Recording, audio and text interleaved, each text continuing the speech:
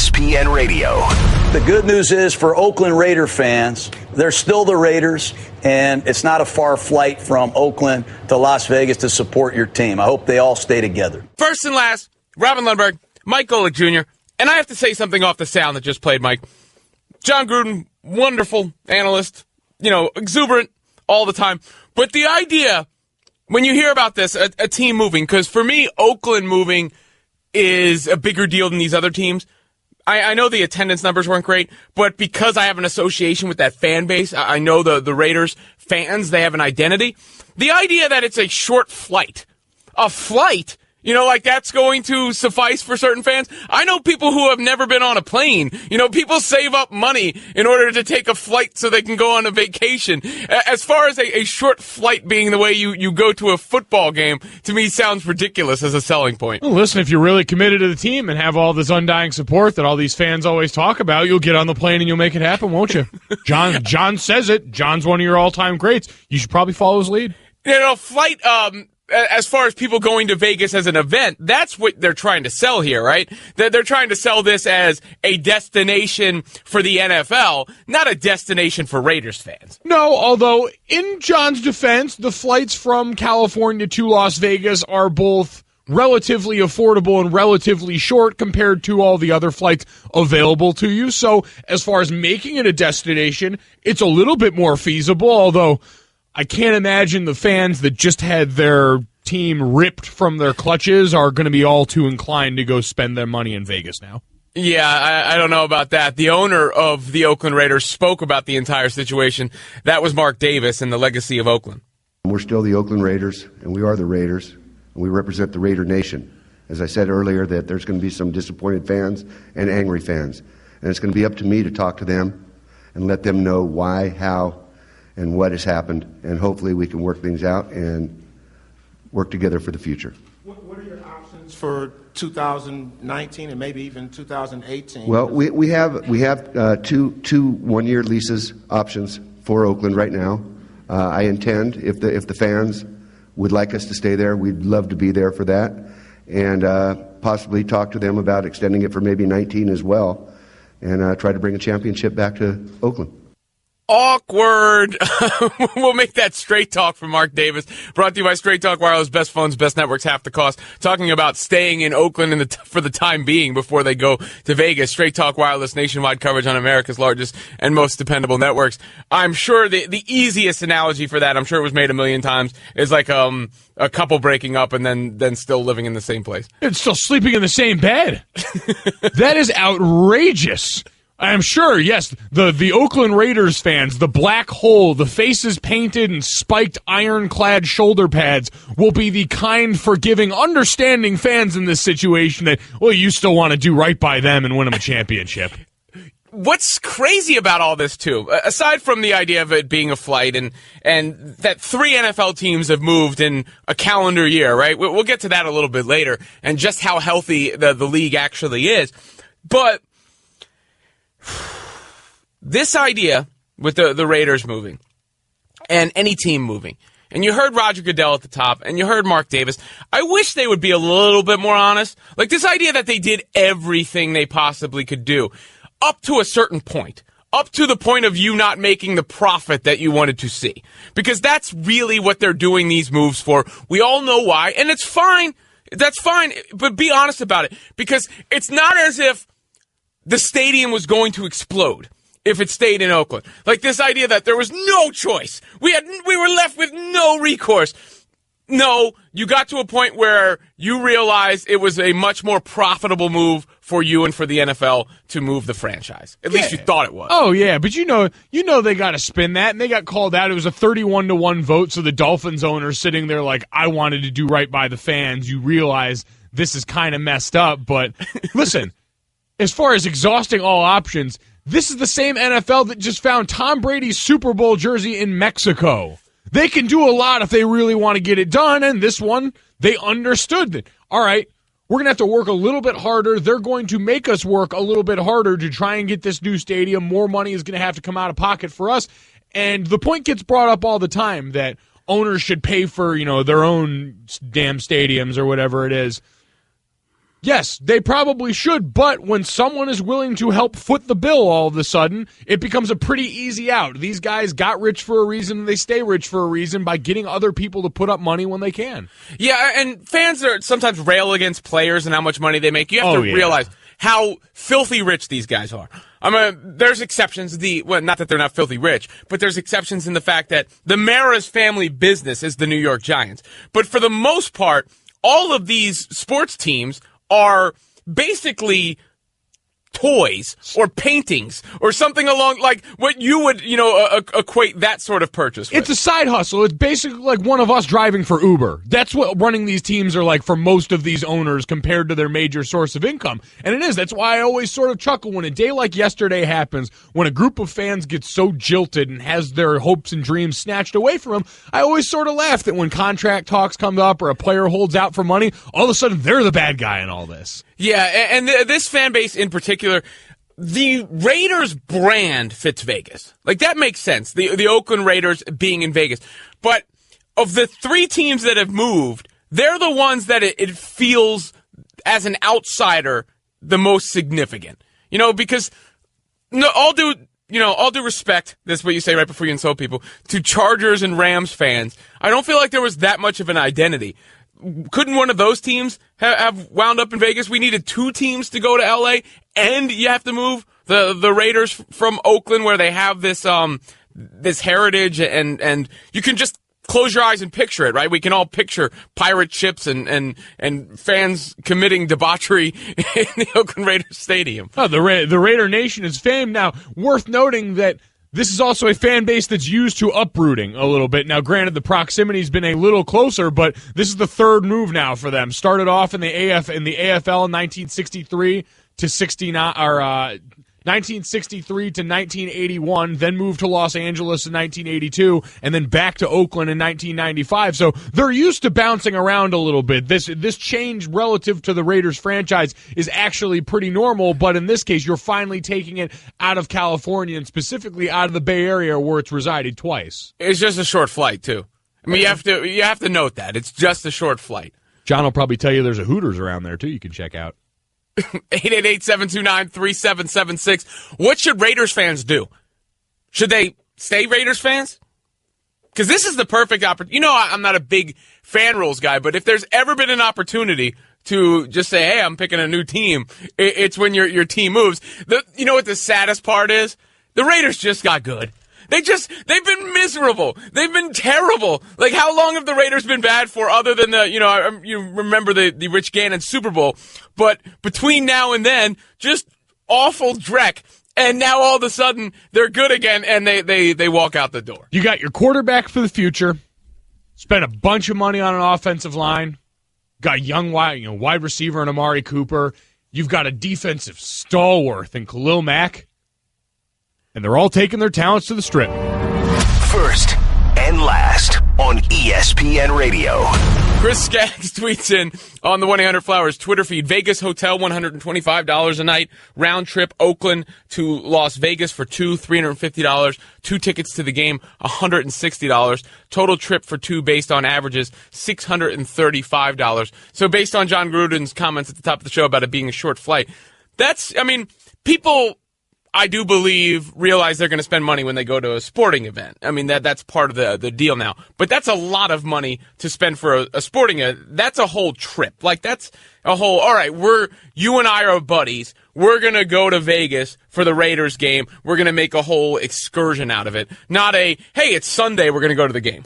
Yeah, no, it gets a little different now. This sort of feels a lot like the NBA fans that we've heard outcry who say, well, it's an event when I decide to go to a game and I'm spending all this money on it, so I deserve to not see players resting. It falls into that category, but when the standard that you've had before is, right, having it in your own backyard and having this all come a lot easier, it's a little bit tougher to sell. And then there is the prospect of where they're actually playing and how successful it's going to be.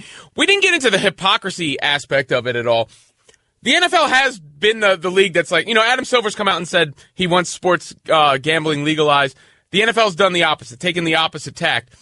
and now they have a sports team in Vegas. Those two things do not jive. You can't say, hey, we're against sports gambling and all that stuff, and then move a team to Las Vegas. Well, and one of the principal investors that ended up pulling out because of a disagreement with the owners about his relationship to gambling and that world out in Las Vegas was something that almost derailed this whole process. So even throughout this, even as they were trying to do this in one hand and keep it away with the other, they ran into some issues. So it's absolutely something. We saw that with Tony Romo and some of the players that were involved in DraftKings in Texas that got poo-pooed, despite the fact that a couple of the NFL owners have stake in DraftKings at the same time. So that's nothing that's new in that situation. So it honestly shouldn't be that surprising. And I would say gambling is one of the, if I were ranking the reasons for the NFL's popularity, it's up there. My number one reason, and we're going to get into where the NFL is, the state of the NFL in a bit. My number one reason, I think, is the communal nature of it. That it's, been once a week and Sunday and everybody knows what's going on. It's identified that way, which I think really helps. It was a made-for-TV sport, especially TV as it was versus where we're at now. But another big reason is betting on the lines, and that being weekly, making it easier, and fantasy football, which is gambling as well. It's absolutely gambling. That's why it always became laughable when daily fantasy came up and we started to parse through the language about how we described that to make it okay. Was hilarious. But that is a huge reason, and I thought it was a huge opportunity in bringing a team to Vegas, was sort of embracing that culture and using it, even if you didn't want to have direct sports betting within the premises there, to just use the Vegas motif as a way to deck out your stadium. And for anyone that's seen some of the renderings of the stadium that were floated around yesterday that they were going to put out there, it's incredible.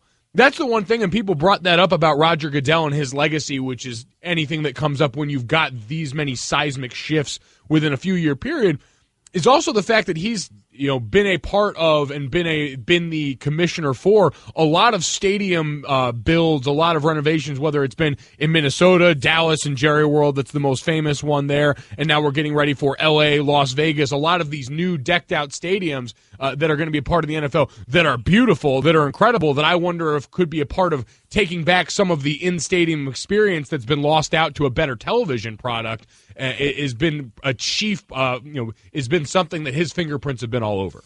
Meanwhile, Brandon Marshall, now New York Giants wide receiver, said that Vegas might be a good destination for fans to go to, but not necessarily players. They may not like me saying this, but, Las Vegas is a beautiful place. A lot of times when you think about Las Vegas, you just think about the Strip, right? But I just want to make sure that the players are protected. I think that, it could be a tough place for a kid coming out of college. So that locker room has to be strong because there's so much there. There's access to so much. So it's a strip, but it's really big, and it can be overwhelming at times for young, immature players. Here's the thing. Players have personal responsibility to take, and I understand all that. But when temptation is in your face all the time, it makes it more difficult. For instance, if I'm trying to eat healthy or lose weight or what have you, I can get into a mode where I'm very disciplined. But in order to be at my best in that mode, I can't have the stuff around me. Like, I'm not buying cookies and leaving them on the counter. If the cookies are on the counter, I might be able to pass them one time and say, all right, no, I'm not going to eat this cookie. But eventually, I'm going to succumb to the cookies. And that, I think, is the problem here is you can be good Monday, Tuesday, Wednesday, Thursday, Friday, Saturday, Sunday, Monday, Tuesday, Wednesday, Thursday, Friday, but then that next Saturday might get you.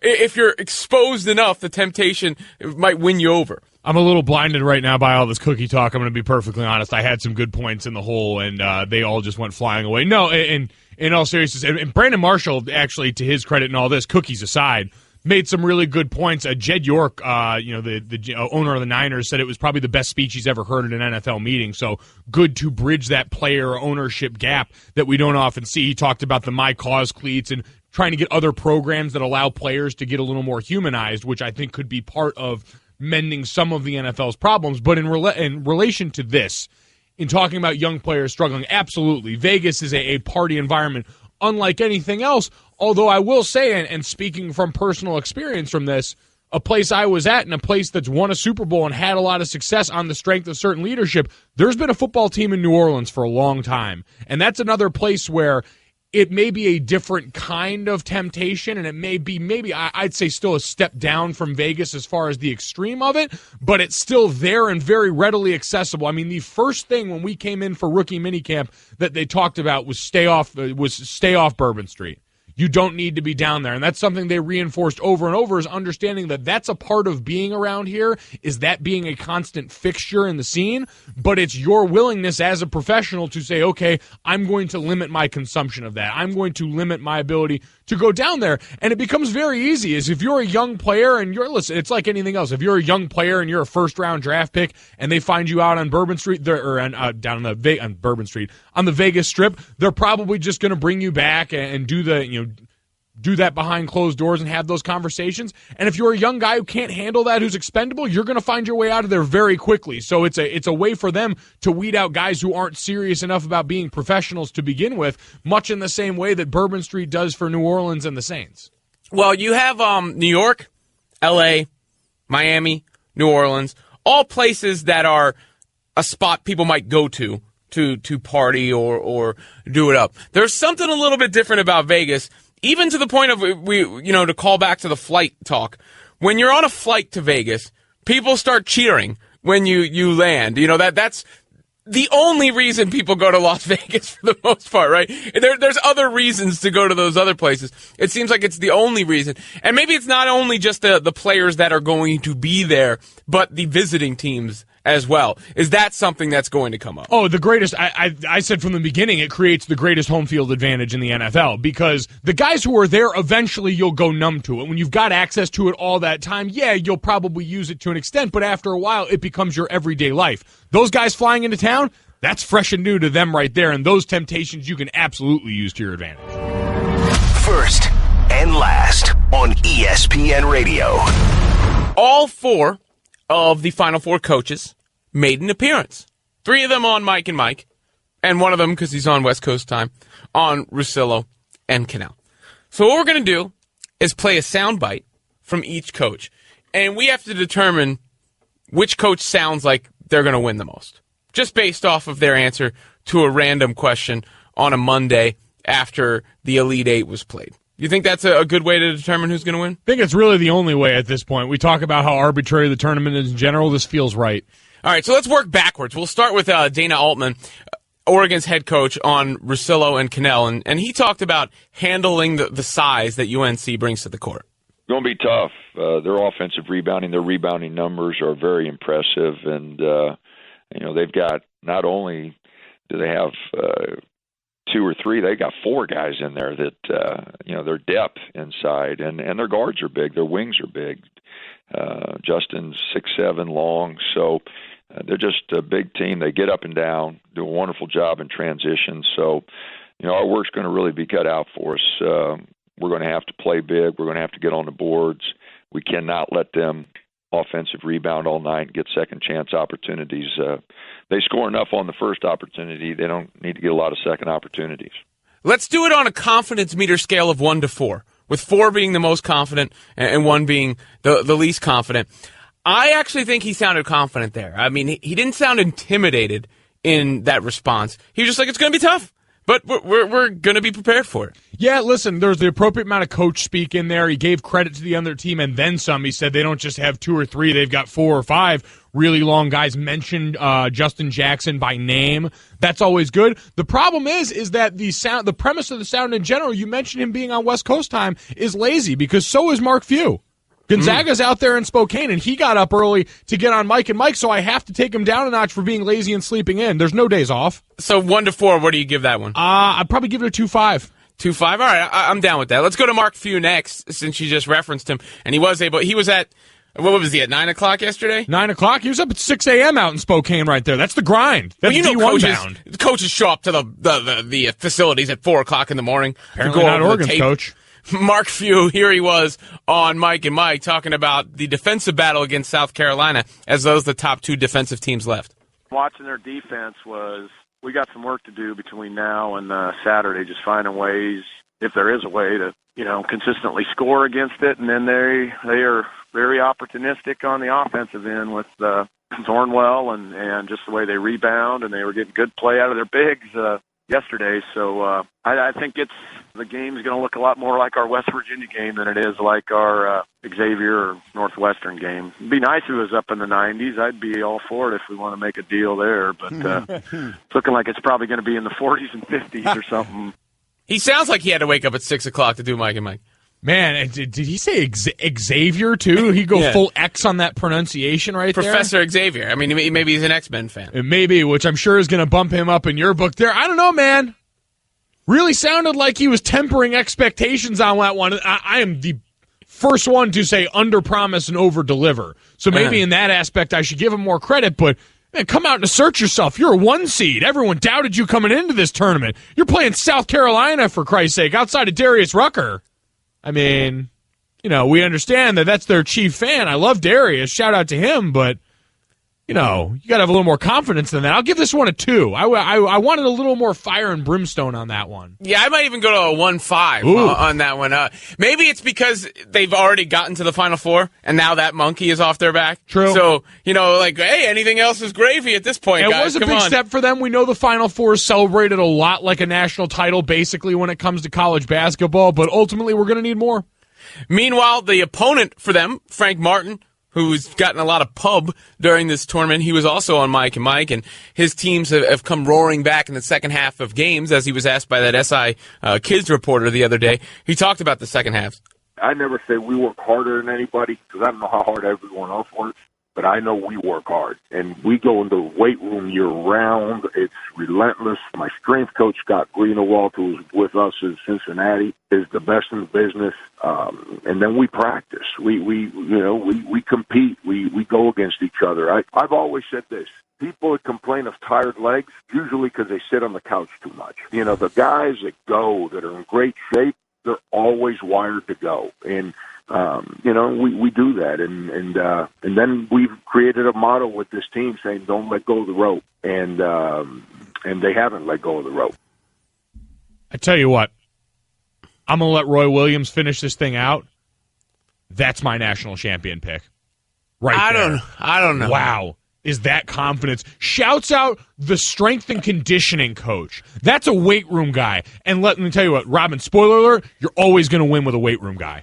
The tough guy cliche stuff is a little much, though. Maybe it's piggybacking off of, they were talking about, he was railing against, he said it's not millennials or anything, or it's not kids these days, it's the way adults raise kids, and I heard them reference participation trophy. That topic drives me insane because participation trophies I have no problem with, because there isn't also a trophy for the championship or the best player. Like, those things also exist. No one's getting their participation trophy and thinking they won. I'd never understand that. It just feels like people who want to chew on cigars, what they say. So I bump him down a little bit for some of that cliche macho talk. But he's on your side with that. He's saying it's not the millennials getting the trophies that are the problem. He's saying if you want a reason to look at the new generation and blame them for anything, look in the mirror. He's challenging the people of his generation to say we needed to do better and didn't. And he came out there, had that heartfelt moment with the Max from SI. He's the coach that can do both. He's tough, but he's also gentle. He's firm, but understanding. He's my national champion right now. See, I'm leading Dana Altman is my favorite of the answers so far. Then I would go Frank Martin. Then I would go Mark Few. But we do have Roy Williams, who has experience at the Final Four, and that's what he talked about on Mike and Mike. I'm sure there's a little advantage because we have done it, and some of the guys on our team did it last year, so we know all the hoopla, and you get to put that in perspective. But, when the ball's tossed up, kids get to play, and you never can tell what they're going to do. They're 19, 20, 21-year-olds, but perhaps there's one. But I'm thankful to be there. I'm flattered to be there. And I tell you what, those other three coaches, they're good friends. They're really good people. And so I'm very flattered and very happy to be there with those three guys. Nonplussed. Another day at the office. I tell you what, Roy Williams, you can tell the experience shine through there. Deflect all the praise to the other guys in the Final Four. He's just sitting there in a chair swirling a glass of brandy right now. Was that a hoopla that he threw in there? Yeah, was that the word? Now, listen, I probably would have given him a shot for the title if he had thrown a dadgummit in there. just because that's become his sort of signature phrase. But hoopla will still get you up there. That's a solid 3-3.5 right there. That's as close as you're going to get to South Carolina for me. See, I go, Roy is my new winner, and he passes Oregon, so that means North Carolina goes to the final, right? Yeah. Then, I guess so. We're picking the final four matchups. So now it's right North now. Carolina, South Carolina. We got a civil war of Carolinas. Exactly in the finals. A nice geographic battle right there. That I'm sure people will immediately accuse us of East Coast bias here of our arbitrary picks. I can assure you that no things exist, and this is purely off the strength of their resumes of their coaches' interviews on our airwaves. We did have a dog avatar yelling at us about sleeping on Oregon yesterday, didn't we? Somebody was yelling at me about sleep. I don't even know what I said. I don't even know if I talked about Oregon really that much, but apparently I was sleeping on Oregon a ton yesterday. I'm pretty sure that was just James who works the board going from his troll account. First and last on ESPN Radio. The going tough for Ty Lue and the Cavs. The question is how big a deal to make of it, because they haven't just been struggling. They've been awful of late.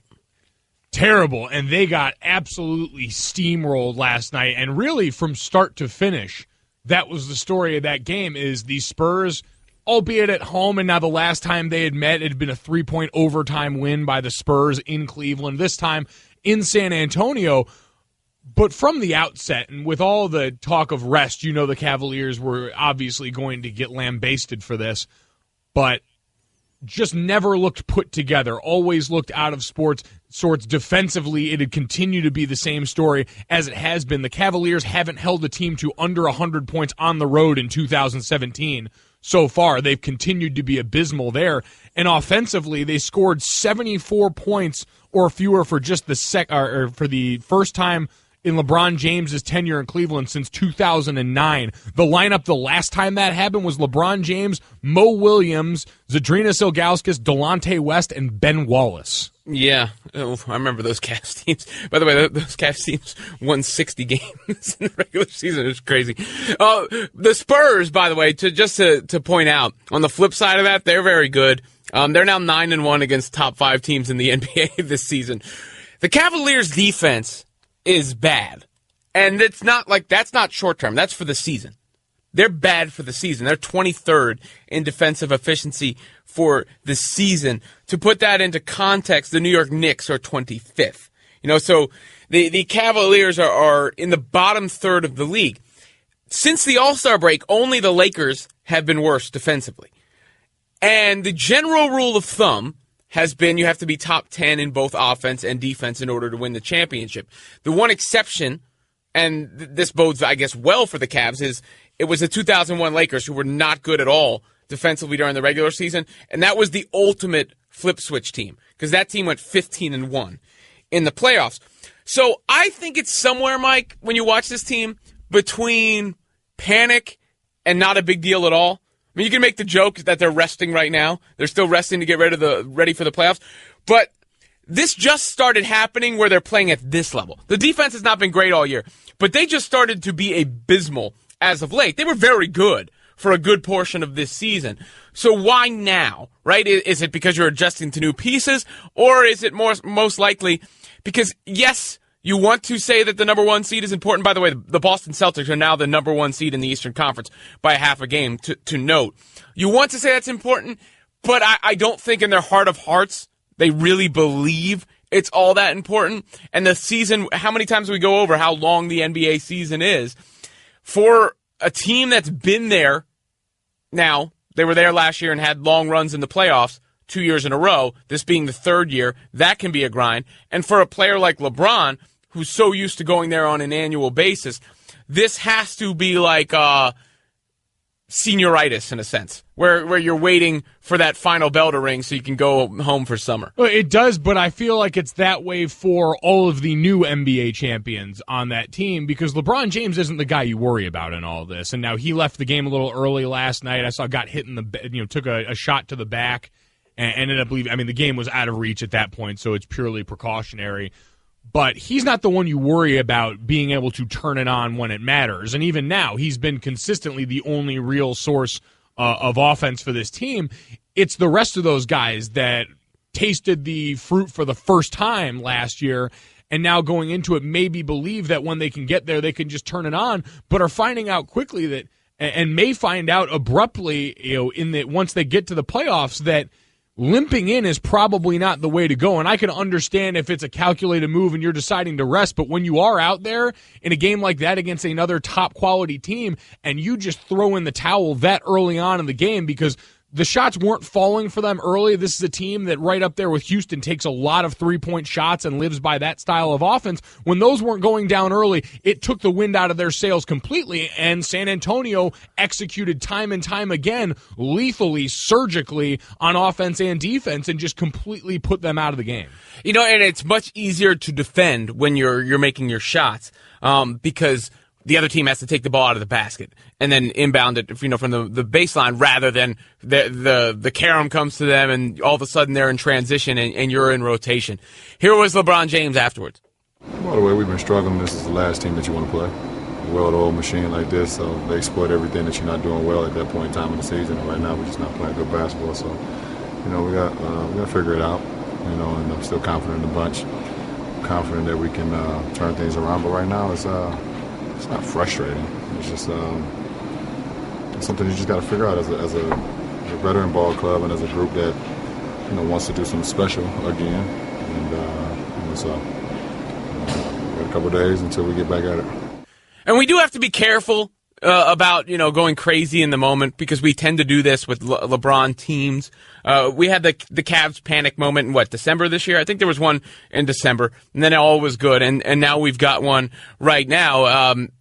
It's going to play itself out in the playoffs. I mean, do we honestly believe that Boston or Washington or Toronto can beat them? Because once you get to the NBA Finals, maybe that defense will be exposed and it'll be a real problem. But the real question I think about this struggle and the one seed and possibly losing that is, can one of those teams defeat the Cleveland Cavaliers? And we saw a lot of people are throwing the Wizards forth now as the best team that gives the other Eastern Conference teams a chance to reassert themselves and all this, because that becomes the question. Does LeBron James' ticket to the NBA Finals through the Eastern Conference finally come to an end this year? And much like we've talked about potentially with some of the NFL rating stuff, this is something that we never talk about until it finally does happen. And it's going to happen at some point. Exactly. Exactly. We know the breaking point is coming. We know eventually there's going to be that drop. The question is this the right combination of circumstances this year? Because they have had a lot of those ancillary, albeit very important ancillary pieces, all injured at different times down the stretch of the season. Kyle Korver's missed time. Kyrie Irving got nicked up a little bit. We know J.R. Smith was out for an extended period of time this year with the knee injury. Kevin Love just came back off missed time. So a lot of guys that are trying to reintegrate their game, gel back together in a hurry before the playoffs get going. And you just wonder, even with a team that was together last year, even with a veteran team, is that enough time to get ready to play at that level when you've got a lot of other hungry, healthy teams ready to compete with you in that top end? Yeah, LeBron's been to 6 straight NBA Finals now, right? And people love to point out that the Eastern Conference has been relatively weak or whatever you want to say. But there's a reason it hasn't happened before then since the 1960s. So it's a very, very rare occurrence, and it's hard to pull off regardless of who the opponents are. Now, on the other side of things, there is the Spurs, who have been this machine in the regular season, and not like they haven't had postseason success. I mean, they did win the NBA Finals, 3 years ago? So I don't want to go crazy on that regard, but the Spurs are a team that I actually wonder about when they get to the postseason now, because of their guard play against some of these other top flight teams, where they are so well prepared. They've got so many pros on that roster that they clean up in the regular season, but we've seen them do that and then get bounced in the first round like they did to the Clippers a couple of years ago, or get bounced in the first round like they did to the Grizzlies a few years before that. And for that matchup last night, that was why Kyrie Irving and the struggles he had, a lot of really slight sloppy, ugly turnovers for the Cavs last night in that one area that you thought they could exploit. And that for the Spurs, you're right, when you look in the Western Conference, that's the one place where all of the teams on the top end, when you talk about Golden State and Houston, are primed to exploit that matchup, where their best players tend to come and can hurt them the most. So you're right. Listen, like any of these other playoff atmospheres, matchups become a huge part of it. And for them, it's tough. And last night, when Cleveland wasn't producing in that one area, it became increasingly difficult for them to have any success. First and last on ESPN Radio. It's got to be a big internal struggle, right? Because some of them feel jilted and like, how dare you take our team from us? But if this had happened 2 years ago, it'd be so easy to just go, I'm rooting for another team now. Pull the Cartman. I'm going home. I'm rooting for another team immediately because this team has been awful and they decided to leave. The bittersweet aspect of it has to be that they're finally good when they do it. Yeah, exactly. You've upped the quality of the partner that you're now divorcing with. And we've all had exes across the board, and you've had ones that you look back a little longer at and wonder, hey, maybe we can make it work just for a little while longer. Try and, squeeze what's good left out of this. And if you're a Raiders fan right now, you face that prospect because not only are you just dealing with, okay, they're still the Raiders, they'd be shifting locations, but for at least the next year, maybe 2 years, you're going to be dealing with them still playing in Oakland. Still right there with you, and still, like you said, being one of those teams that we're going to talk about as on the rise and having a chance to maybe win it all coming out of the AFC. Incredibly awkward that they're still going to be in Oakland. If your team moved, would you still root for them? 888-729-3776, 888-SAY-ESPN. Let's remove all the context and all that. If your team moved, would you still root for them? Because a lot of people have had their teams move. With the NFL, we've now seen 3 fan bases have their teams moved. They sent a quote tweet out of me earlier, but I do wonder how healthy a sports league can be when 3 teams move in the same year. Now, with the Raiders specifically, you're dealing with a couple of things. Well, anytime this happens, there's the backlash to the greed. And for some reason, players seem to get that more than owners, when I would say that owners are far greedier because they have far less to lose in a move like this. I can't take it when I hear them say they exhausted every option or it was their only choice. When, no, you could just fund this out of pocket if you wanted to, dude. Like, that's not your only choice. You're not going bankrupt. You're not going to the unemployment offices. None of that is happening as a result of this move. What you mean to say is you tried to do it publicly in every way, and this was your best chance at the profit in your mind. Well, yeah, by the only choice, they don't mean we were forced to this option. The only choice is this is the only one that benefits us. It's the one that makes the most sense. So, of course, this is the only choice. Yes, you could have stayed in Oakland and funded the stadium on your own, but you had a place that was willing to put up the money for it. So, in your mind, that's the only choice. And then there's the other part of it, which we got to get the guys. I know you played the rejoin earlier. I just want to hear John Gruden selling it as a short flight because that cracks me up. Now, I mean, no disrespect to Gruden, but the idea that is solace to a fan. And yeah, you just got to go to the airport. You just got to buy plane tickets, and then you're going to be there. All's going to be good after that. Do we have that sound? We'll get it. No. Let's go to Brad in Indiana. It's a short trip for them to get the sound. It's a short trip on the phone to Indiana. Brad, you're on First and Last with Robin Lundberg and Michael Jr. Go ahead. Brad, you there, man? But I'm speaking from the heart of a Raiders fan. I'm originally from Kentucky. We didn't have any pro teams, so I had to pick outside. And I've always been a Raiders fan. I mean, yeah, it hurts that they're going to Vegas, but no matter what, I'm still going to root for the silver and black. I'm just glad that we might have a shot to bring Oakland the title before we leave. See, and this is where it gets interesting. Because Jason Fitz, who works with us here, does a show with Jordan Rodgers on the weekend. I did a college football show with him this fall. Huge Raiders fan, but lives in Nashville. And has lived in Nashville for quite some time, was formerly with the band Perry, so has been traveling around, but diehard Raiders fan. I came in every Monday and having to listen to him talk about his beloved Raiders. But there's a difference when you're a fan that's not in the, the terrestrial area right there. Because this move doesn't mean anything to you. They're still going to be the Raiders. They're just going to be the Las Vegas Raiders now. And he said, I'm already on the season ticket wait list for the Las Vegas Raiders if and when they do move. It's really just about the local fans in Oakland here more than anything. And if you've got a local team, does it change it for you? Because the Raiders are interesting because, like you said, you identify with them more because they're a national brand. Now, we identify them with their very passionate group of local fans, but they're still Raiders fans all over the country. I mean, we just had that caller from Indiana. My best friend's dad in Indiana grew up a Raiders fan because he would see Howie Long and those guys on TV all the time. And so it's a difference there. Well, there's a certain loyalty of a fan base to go through a lot of the struggles that Oakland has and still root for the Raiders, but you can just picture their fan base, right? I mean, that speaks volumes that I can immediately go, oh, I know what a Raiders fan looks like, right? And not for nothing, but I used to live in Murray Hill area of Manhattan. There's a bar on 40th Street in Manhattan, and I believe it's between Lexington and 3rd Avenue. That's a Raiders bar. Like all the silver and black stuff on the outside, that's where people congregate. So I don't know if those people are affected, like you said, because what does Oakland mean to them unless they're from Oakland and traveled across the country and are now in New York. But if you started rooting for the Raiders because Ice Cube wore the hat or something like that, or they were on TV, that's a different story.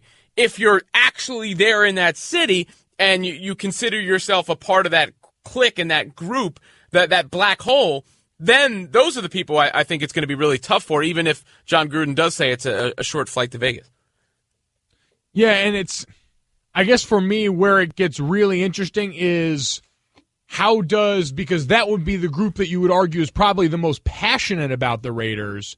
And so does that passion trump the move and still allow them to have ties, or does that make the cut deeper? Does that make this breakup even harder to where they would turn away, would look to another team, and would try and stick it to their former team?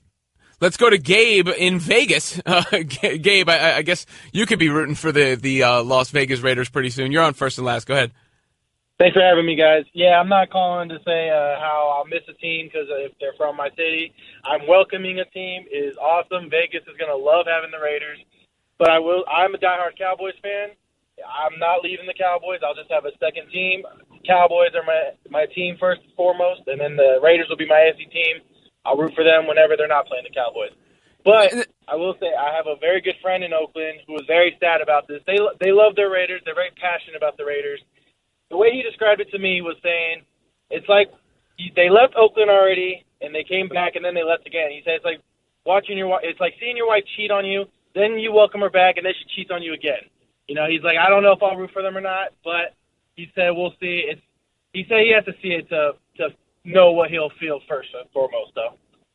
It is tough, and I will say it was really hard to watch. We saw the coverage of it all day yesterday on air. The shot of our reporter out in Oakland with the sad Raiders fans done up behind him, and you have that image in conjunction with the image of our reporter out in Las Vegas with all the happy Raiders fans out there, the newly minted Raiders fans behind him, was pretty stark, and we didn't have to do that to the sad Raiders fans like that. How do you feel about having an NFC team and an AFC team, or a backup team in any sport in general? Like where, let's say you're a Knicks fan.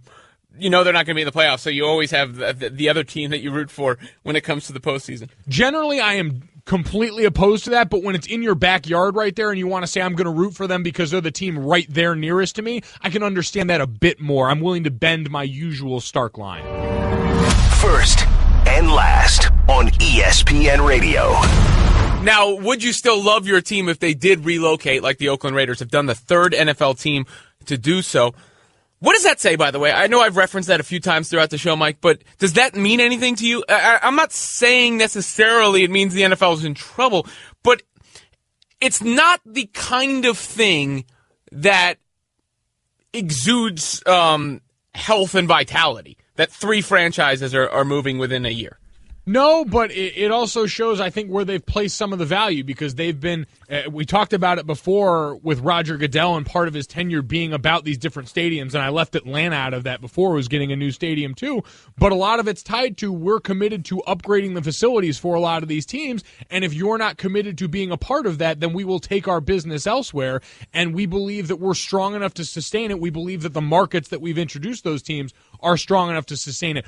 We'll wait and see now if that's able to bear the fruit. We know that some of these teams have moved before. I mean, the Rams going back to L.A. is not something strange, but yes, I understand all those dominoes falling at once does sort of set off an alarm. It just, to me, seems like it's very closely tied to the willingness of these places to be a part of a change in venue for these teams. I guess that the alarm is in conjunction with a year where we know that the numbers in the NFL were under assail for the first time.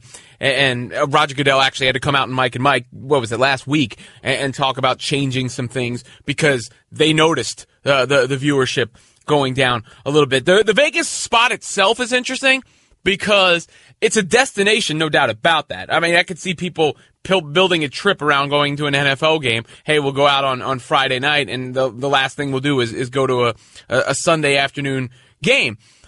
But it's not a big market in and of itself. I mean, the Bay Area is a huge market. I think it's sixth in the country.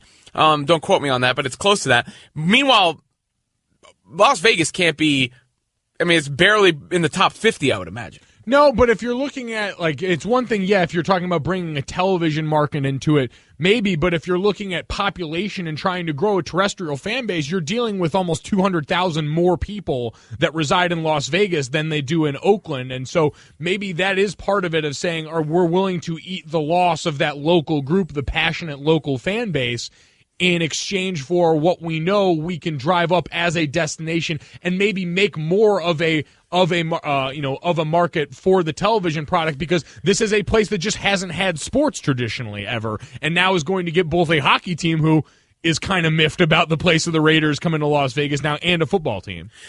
Is it odd for, let's not even say the fans who are rooting, you know, some of them had their heart torn out. We did get the audio of John Gruden talking about it, despite it being a short flight to Vegas. Here's that. No doubt. I would assume they're thrilled, and they should be. They've got a great team with a lot of young stars coming. But I go back to the people in Oakland. They are as loyal a fan base as you will find. All you got to do is look up the Black Hole on YouTube, and you'll see they have as passionate a fan base as you'll ever find, and I'm sure they're heartbroken. But the good news is for Oakland Raider fans, L.A. Vegas fans, I think Las Vegas fans, is they're still the Raiders, and it's not a far flight from Oakland to Las Vegas to support your team. I hope they all stay together. A flight. I mean, to me, that is hilarious. But what about the general fan base? Because I still haven't really wrapped my head around the Rams being in Los Angeles. We know the Chargers are headed there.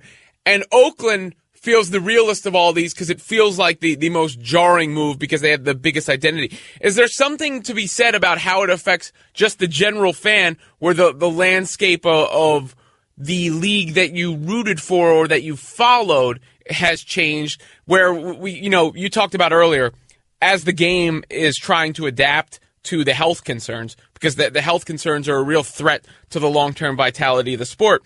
It's a bit of a catch-22 because some people are like, hey, this isn't the same game that I watched, even if it was brutal in the first place. Is there any of that with just a complete sort of makeover of where some of these teams are?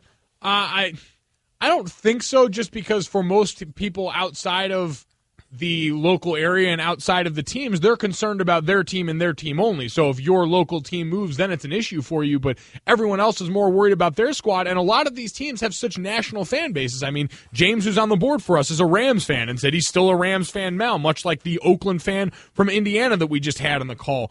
These teams, a lot of these big-time teams that have become such national brands, and the Oakland Raiders, you mentioned, resonating not only because of their local fan base, but because this is one of these storied NFL franchises. This is one whose name rings from sea to shining sea in this country as a traditional power of the NFL.